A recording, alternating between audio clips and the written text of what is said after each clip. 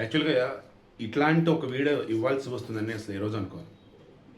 మోదీ అంటే అభిమానించేవాడిగా, భారతదేశానికి సంబంధించి ఎకానమీ ఓ రేంజ్‌లో డెవలప్ అవుతుంది అనుకుంటున్న వాడిగా, ముగ్గురు ఎక్స్‌పర్ట్స్ జారీ చేసిన ఒక అలర్ట్ ఏదైతే ఉందో, నిజమే కదా అని ఒక చిన్న భయం మొదలైన గణేష్ గోల్డ్ తాకట్టులో ఉన్న బంగారాన్ని విడిపించి కొనబడును. సంప్రదించండి 9966511144. ఇప్పుడు నేను చెప్పబోతున్న దానిలో మీరు ఒకసారి రీచెక్ చేసుకోండి.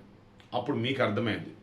సంజయ్ భారు, సుర్జిత్ భల్లా, అరవింద్ సుబ్రహ్మణ్యం ఈ ముగ్గురు చెప్పింది నిజమా కాదా అని. బీజేపీ ఎన్నికలలో విజయాలు సాధిస్తుంది. బీజేపీ భారతదేశ ప్రజలలో అభిమానాన్ని చూరగొంటుంది, నమ్మకాన్ని పెంచుకుంటూ పోతుంది. అయితే డాలర్తో పోల్చినప్పుడు రూప వాల్యూ భారీగా బలహీనపడుతుంది. మొన్న ఏకంగా తైవాన్ చాలా చిన్న దేశం, చైనా పక్కన ఉంటుంది. ఆ చైనా కూడా తైవాన్ ఆక్యుపై చేద్దాం చూస్తూ ఉన్నాడు. తైవాన్ కూడా చైనాలో భాగం అంటూ ఉంటాడు. సరే, విషయం ఏంటి? తైవాన్ వచ్చేసి ఏకంగా దాని యొక్క మార్కెట్ వాల్యూ మనల్ని దాటిపోయింది. అది ఏకంగా 2.5 కోట్లు 3 కోట్ల మంది జనాభా ఉంటారు అక్కడ, అంతే. మన దగ్గర 150 కోట్లు. బట్ మార్కెట్ వాల్యూ వచ్చేసి మనల్ని దాటేసి అది పైకి వెళ్ళింది. అంటే 5వ స్థానంలో ఉంది ఇప్పుడు. అది మనం 6వ స్థానంలో ఉన్నాం. ఎలా ఈ రకంగా అంటే సేమ్ మన దగ్గర వచ్చేసి ఇన్వెస్ట్మెంట్స్ చేస్తున్న వాళ్ళు ఎవరైతే ఉన్నారో వాళ్ళు ఈ మధ్య తగ్గుతున్నారు. అండ్ అన్ఫార్చునేట్లీ మనకు తెలియట్లేదు, మన దగ్గర ఆల్రెడీ గతంలో ఇన్వెస్ట్ చేస్తూ ఉన్నారే వాళ్ళు ఇన్వెస్ట్మెంట్ బ్యాక్ తీసేసుకొని వేరే చోట పెడుతూ ఉన్నారు. దీనికి కారణాలు ఏంటి? ఎక్స్పర్ట్స్ చెప్పాలి. నేను ఏదైతే అనలైజ్ చేస్తానో, నేను ఏదైతే ప్రాక్టికల్గా మొత్తం క్రాస్ చెక్ చేశానో అది మీ ముందు ఉంచుతాను. ఇదే సమయంలో రిజర్వ్ బ్యాంక్ ఆఫ్ ఇండియా ఏం చేస్తుంది? ఎంత వీలైతే అంతవరకు రిఫార్మ్స్ అమలు చేసి ఈ రూపీ వాల్యూని తక్కువ చేద్దామన్నట్టు ఒకటి, ఈ ఫారెన్ రిజర్వ్ దాన్ని ఎక్కువ మన దగ్గర ఉంచాలనేది 2, 3 వచ్చేసి మ్యాక్సిమం అమౌంట్ అన్నది దుబారా కాకూడదు అని. అంటే దుబారా అంటే అలా ఇప్పుడు మన దగ్గర 5 రూపాయల నోట్లు నాకు తెలిసి రావట్లేదు. 10 రూపాయల నోట్లు వస్తున్నాయి, 20 రూపాయల నోట్లు వస్తున్నాయి, 50 రూపాయల నోట్లు వస్తున్నాయి, 100 రూపాయల నోట్లు వస్తుంది, 200 రూపాయల నోట్లు ఉన్నాయి, 500 రూపాయల నోట్లు. ఓకే, 2000 రూపాయల నోట్లు ఆగిపోయింది, 1000 రూపాయల నోట్లు అసలు లేవు. ఈ నోట్లకు సంబంధించి చూస్తే ఒక 2025-26 ఈ ఫైనాన్షియల్ ఇయర్లో చూసినప్పుడు అక్షరాల 6373 కోట్ల రూపాయలు ఈ నోట్లని ప్రింట్ చేయడానికి అవుతున్న ఖర్చే. మరలా ఎవ్రీ ఇయర్ వచ్చేసి దాదాపు 23 బిలియన్ల వర్తున్నటువంటి చినిగిన నోట్లు, ఖాళీ నోట్లు మొత్తం మళ్ళీ ఆవేళ బ్యాక్ వస్తూ ఉన్నాయి. మళ్ళీ ప్రింట్ చేయాల్సిందే కదా. సో ఇప్పుడు ఇంకేం చేయాలి ఏంటి అన్నప్పుడు వాళ్ళు ఆలోచించింది, ఈ పేపర్ కరెన్సీ నోట్లు ఉన్నాయే వాటి ప్లేస్లోకి ప్లాస్టిక్ కరెన్సీ అంటే పాలిమర్ నోట్ అనమాట.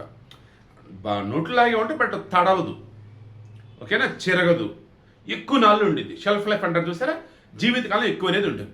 సో అది తీసుకురావడం వల్ల ఏమవుతుంది? చిరిగిన నోట్లు, పాత నోట్లు ఎక్కువనే ఉండవు సొసైటీలో. అండ్ బ్యాంకుల దగ్గర కూడా హ్యాపీగా వాళ్ళు ఉంచగలుగుతారన్నమాట. ఇప్పుడు మీరు బ్యాంకులకు సంబంధించిన ఫ్రెండ్స్ ఉంటే అడగండి, మనం ఇచ్చిన నోట్లు ఉంటాయి కదా, చిరిగిన నోట్లు, ఖాళీ నోట్లు, లైక్ ఇలా చల్ల నోట్లు సంథింగ్ ఏమో ఉంటాయి, ఇంకా అవి బ్యాంకులకి ఇస్తాము. మళ్ళీ బ్యాంకుల నుంచి ఆర్బీఐకి వచ్చింది, మళ్ళీ అదొక పెద్ద ప్రాసెస్ అసలు.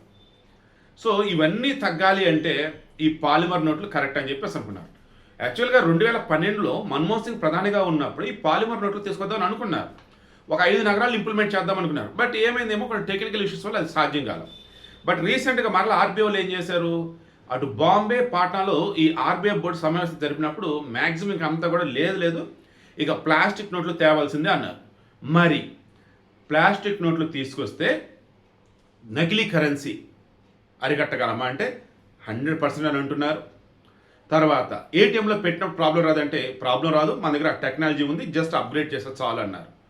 సో ఓ రకంగా ఆర్బీఐ వాళ్ళు ఈ రూపీ వాల్యూ పడిపోతూ ఉంది ఎలా ఏంటన్నప్పుడు అది డాలర్తో పోస్తే బయట, బట్ ఇంటర్నల్గా అన్నప్పుడు ఇక్కడ వచ్చేసి ఖర్చు తగ్గిద్దాం మనం.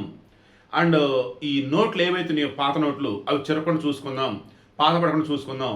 సో అన్నప్పుడు ఈ పాలిమర్ నోట్లు అన్నట్టు వచ్చారు. ఇక స్టార్టింగ్ చెప్పింది సంజయ్ భారు, ఇతను వచ్చేసి మన్మోహన్ సింగ్ చాలా సంవత్సరాల పాటు మీడియా అడ్వైజర్గా ఉన్నాడు. ది యాక్సిడెంటల్ ప్రైమ్ మినిస్టర్ అని చెప్పేసి మన్మోహన్ సింగ్ మీద ఒక బుక్ రాశాడు. చాలా సంవత్సరాలు ఈ బుక్ మీద వచ్చేటప్పటికి బీజేపీ వాళ్ళు మన్మోహన్ సింగ్ని ఎలా ఆడించింది సోనియా గాంధీ అన్నట్టు, కుటుంబాన్ని ఎలా సాగింది ఏంటన్నట్టు గట్టిగా వేసుకుంటున్నారు. ఇప్పుడు ఈ సంజయ్ భారు ఏమన్నాడు, బీజేపీ ఎన్నికలలో విజయాలు సాధిస్తూ పోతుంది. బట్ ఇంటర్నేషనల్ వాడిగా చూస్తున్నప్పుడు అప్పులు కుప్పల కుప్పలుగా పెరిగిపోతున్నాయి. అండ్ ఇంటర్నల్గా అన్నప్పుడు పెట్టుబడులు అంతకు రావట్లేదు బయట నుంచి, ఎక్కడేదో తేడా కొడుతుంది అని చెప్పుకుంటూ వచ్చినాడు. ఓవరాల్గా చెప్తాను నేను. ఓకే, ఈ సూర్జిత్ బల్లా ఉన్నాడు కదా, ఈయన వచ్చేసి మార్కెట్ రిఫార్మర్ అండ్ మన బీజేపీ వాళ్ళకి ఎన్డీ వాళ్ళకి చాలా క్లోజ్. ఎంత క్లోజ్ అంటే ఈయనని ఇంటర్నేషనల్ మానిటరీ ఫండ్ అంటారు, ఐఎంఎఫ్ అంటారు. ప్రపంచ bank, IMF like even international అన్నట్టు అవి ఓ రకం చెప్పాల్సి వస్తే ఏ దేశాల పరిస్థితి ఎలా ఉంది అంటే మొత్తం చూస్తే లోన్ కూడా ఇస్తూ ఉంటుంది. ఈ ఇంటర్నేషనల్ మానిటరీ ఫండ్కి సంబంధించేసి one of the executive director కూడా చేసినట్టున్నాడు. చేశారు. ఆయన అపాయింట్ చేయించిన కూడా బీజేపీ వాళ్ళే. సో ఆయన సైతం చెప్పాడు ఇండియాలో ఫైనాన్షియల్ క్రైసిస్ ఘోరంగా రాబోతుంది, ఏ క్షణమని ఈ ఫైనాన్షియల్ క్రైసిస్ బాంబు పేలొచ్చు అని. నెక్స్ట్ ఇంకొక అతను అరవింద్ సుబ్రహ్మణ్యం, ఈయన వచ్చేసి 2014-2018 నుంచి చీఫ్ ఎకనామిక్ అడ్వైజర్గా పనిచేస్తున్నాడు ఇండియన్ గవర్నమెంట్కి, అంటే బీజేపీ క్లోజ్గా పనిచేస్తున్నాడు. ఓకేనా, ఈయన ఐఎంఎఫ్లో పనిచేశాడు. సో వీళ్ళంతా కూడా ఎక్స్ట్రాడినరీ వేలో బుక్స్ రాసున్నారు, సెమినార్లు ఇచ్చున్నారు, పేపర్ ప్రజెంటేషన్లు ఇచ్చున్నారు. అండ్ ఎన్నో రకాలుగా వీళ్ళు ఒక రూపాయి వాల్యూ ఎలా ఉంటుంది, ఇంటర్నేషనల్గా ఫైనాన్షియల్గా అసలు ఎలా ఉంది ఏంటి మొత్తం చెప్పినటువంటి వాళ్ళు. ఇప్పుడు వీళ్ళు ఏమంటున్నారు, దేశంలో ఏదో తేడా జరుగుతుంది, ముప్పుడుగా అప్పులు పెరగటమా, లేదు సంక్షేమ పథకాల రూపాయన జనానికి డబ్బులు ఇచ్చేయటమా, లేదు అన్నప్పుడు బీహార్ లాంటి రాష్ట్రాల్లో వేల కోట్లతో బ్రిడ్జిలు కడితే తెల్లసేపు పడిపోతున్నాయి. మధ్య గుజరాత్ కూడా అలాగే జరిగినట్టుంది. అంటే దుబారా చేస్తున్నారా, కాంట్రాక్టర్ జేబులు మేపుతున్నారా, అండ్ పెట్టుబడులు అన్నవి బయట చెడకు రాకుండా ఇక్కడ మనోళ్ళ మళ్ళీ బయటికి వెళ్ళి పెడుతున్నారా, ఓ రకంగా అలాగే ఉంది. ఇండియాలో ఉన్నటువంటి వాళ్ళు కూడా పెట్టుబడులు బయట పెడుతున్నారు. ఎందుకు, ఆయిల్ సంక్షోభం గల్ఫ్లో తలెత్తినప్పుడు ఏం జరిగిందంటే ఇప్పుడు చూస్తూనే ఉన్నాం. బట్ ఏ మాటగా ఆ మాట మోడీని మెచ్చుకోవాలి. మొన్నటికి 12 సంవత్సరాలు అన్నమాట ఆయన ప్రధానమంత్రిగా కంప్లీట్ చేయటం. ఈ 12 సంవత్సరాలు కూడా ఎక్స్ట్రాడినరీ ఎన్నో అద్భుతాలు చేశాడు ఆయన. కానీ డాలర్ ఈరోజు ఎంత ఉందండి, ఒక డాలర్ వచ్చేసి మన కరెన్సీలో మన 90 రూపాయలు జీవితకాలం హైయెస్ట్కి వెళ్ళిపోయి ఇప్పుడు 94.9 పైసల దగ్గర ఉంది. అంటే గతంలో డాలర్ వాల్యూ వచ్చేసి 35 రూపాయలు ఉన్నప్పుడు గగ్గోలు పెట్టింది బీజేపీ. ఇప్పుడు 95-96 రూపాయలు అంటే మరి ఏంటి అన్నట్టు, ఇదే కాంగ్రెస్ వాళ్ళు అంటుంది. బట్ నిర్మలా సీతారామన్ చాలా తెలివిగా ఆన్సర్ చేసింది తెలుసా. మొన్న మధ్య ఐ థింక్ నేను లాస్ట్ ఇయర్ 2 years బ్యాక్ అనుకోండి ఇదే అన్నా. ఆమె ఏం చెప్పింది తెలుసా, రూపాయి వాల్యూ పడతలేదు, డాలర్ వాల్యూ బలపడుతుంది అంది. వాడు ఎగ్జామ్ బాగానే రాశాడు, కానీ టీచర్ ఉద్యోగులు ఫెయిల్ చేశారు, పేపర్ ఉద్యోగులు ఫెయిల్ చేశారు. అలా ఉంది. సో డాలర్ బలపడుతుంది, రూపాయి బలహీన పడతలేదు అన్నారు. డాలర్ వాల్యూ ఎలా బలపడుతుంది ఏంటి అన్నప్పుడు బ్రిక్స్ దేశాలు అంటారు, Brazil, Russia, India, China, south Africa. ఈ 5 దేశాలు కలిసి కామన్ కరెన్సీ తెద్దాం అనుకుంది. ఆ ట్రంప్ కూడా పాడిన వల్ల తర్వాత ఇప్పుడు ఈ చైనా, రష్యా కలగలిసి ఇండియాతో మాట్లాడి ఏదైనా చేద్దాం అనుకున్నారు. అది ట్రంప్ పడినవట్ల. ఈ గల్ఫ్ దేశాలు కానీ యూరోప్ దేశాలు కానీ కలగలిపి డాలర్ కాకుండా వేరే కరెన్సీ ఏదైనా పెడదామా ఆల్టర్నేటివ్గా అనుకున్నారు. అది అవనవట్ల. ట్రంప్ ఒకవేళ ఈ 10 years కంప్లీట్గా లేకపోతే మనకి ఏదైనా సేఫ్ జోన్లో ఉండొచ్చు. ట్రంప్ ఇలాగే ఉండి కంపు చేస్తుంటే మళ్ళీ క్యూబా మీద యుద్ధం చేయబోతున్నాడు.